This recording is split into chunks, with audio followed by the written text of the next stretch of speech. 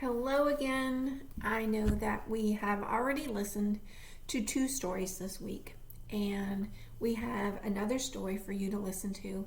It's a great story, and the name of it is Beatrice Doesn't Want to.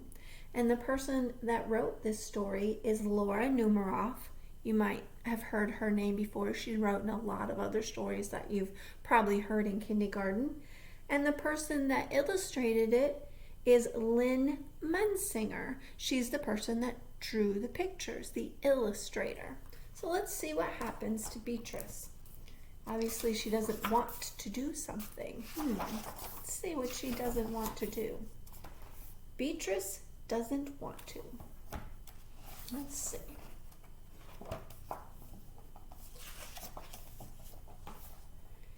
Beatrice didn't like books. She didn't even like to read. More than that, she hated going to the library. Let's see why. I wonder why she doesn't want to. But that's where her brother Henry had to take her 3 afternoons in a row. Henry had to look after Beatrice.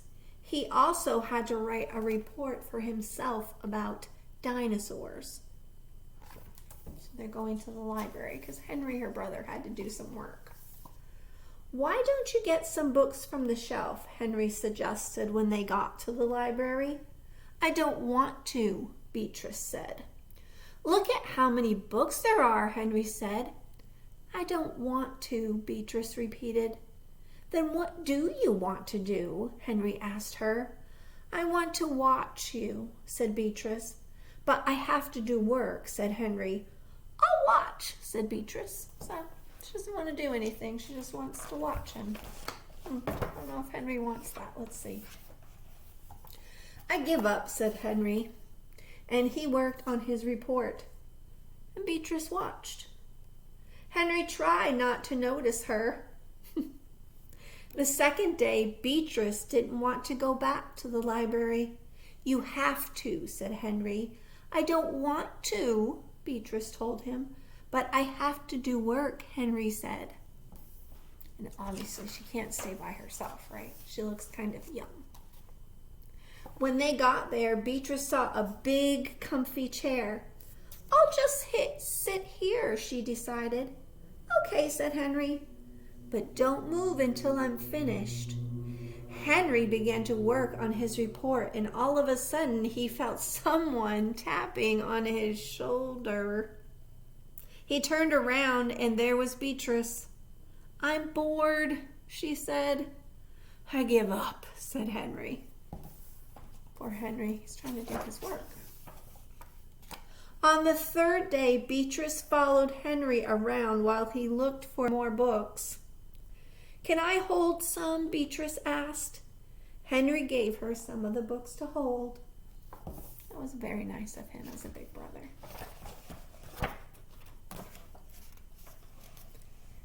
They're too heavy, Beatrice wailed.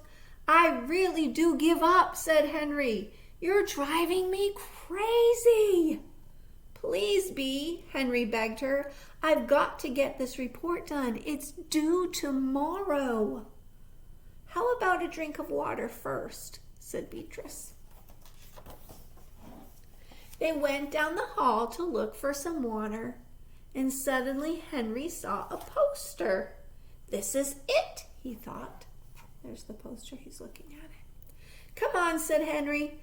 I don't want to, answered Beatrice. Too bad, shouted Henry. I think he's very frustrated and angry with her, sounds it. Before Beatrice knew it, she was in a room full of other children. Henry walked out just as she started to say, I don't want to. Look at her. Have you ever had something like that happen with you?